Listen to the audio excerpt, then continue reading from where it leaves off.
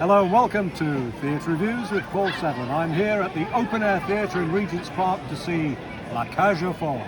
But first, a pre-show hamper and a glass of champagne. Well, the champagne hamper was wonderful and the perfect start to the perfect evening. So thank you to our good friends Sylvie and George for that and for taking us to Cage Aux Folles at the Open Air Theatre in Regent's Park. I'd missed the opening and might have missed this show altogether but for their encouragement, and that would have been a great shame. Keep watching and I'll tell you more about the story, the songs and the dazzling production. But first, may I ask you to please like, comment and subscribe. There can be few better experiences than watching a top quality musical production under the stars on a warm summer evening. It's almost enough to lull you into forgetting the pain caused by prejudice and the plea for tolerance that lies at the heart of the classic musical comedy Cage Aux Folles. The most memorable of Jerry Herman's many terrific songs, I Am What I Am, has spread its message to become an anthem for anyone who is ostracised for being different. Written and set back in the 1980s, Cage Aux Folles, whose title translates as The Birdcage, tells the story of a gay couple, Georges, who owns a nightclub in the south of France, and Albin, the flamboyant star of its drag shows. The son they have raised together wants to marry a girl. Where did we go wrong? Would like to introduce her parents to his. Except her parents are homophobic. He wants Georges and Albin to pretend to be something they're not, i.e. straight. A very funny farce follows as deception is practised and exposed. These days this show has become a celebration rather than a defence of gay men and gay marriage. And what a celebration it is, this swansong production from Open Air Theatre Artistic Director Tim Sheader.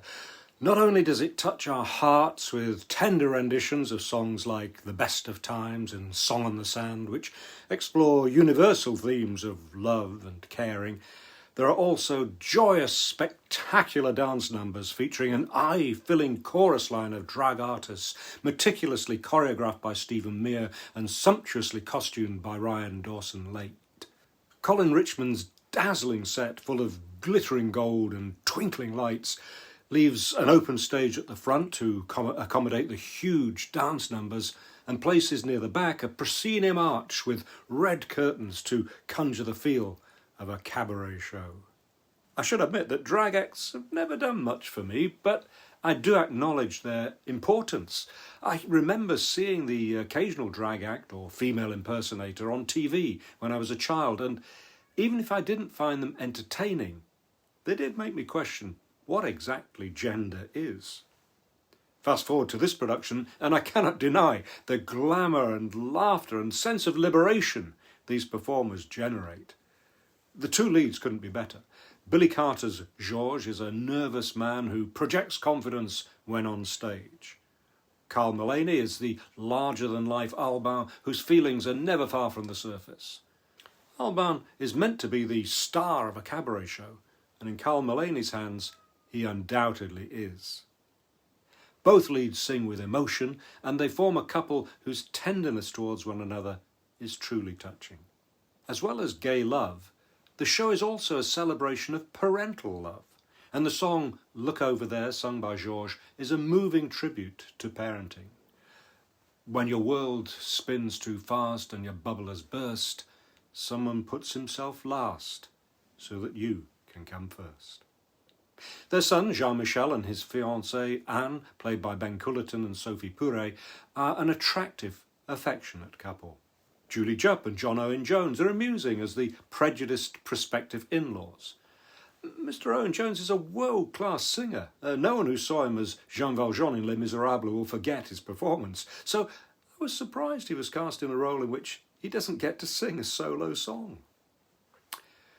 The book was created by Harvey Fierstein at a time when gay relationships were barely legitimised, and it's worth remembering that the relatively short run of the London production was put down to renewed prejudice during the AIDS epidemic. Nowadays, the situation described in the show seems somewhat like a period piece. Attitudes among the wider population to gay people have changed enormously for the better. Although there are signs that our tolerant society may have reached a high watermark, in the last few years, the forces of homophobia seem to be bubbling up from the sewer. Politicians in America are trying to restrict drag shows. In this country, there are protests against drag artists reading to children, and assaults on gay men continue. It seems like a timely moment to revive this musical classic. So, a warm evening, both in terms of the weather and the feeling this musical generates. I've already recommended Crazy for You and Guys and Dolls as must-see musical spectaculars this year, and to them I must add La Cage aux Folles. I give it 5 stars. I hope you enjoyed this review and found it interesting. If you did, please like, comment and subscribe to this channel. Then you'll be the first to know about my future reviews. And if you prefer to read my reviews, then please visit Theatre.Reviews. You can also follow me on Threads, X, Mastodon, Instagram and Facebook. Thank you for watching.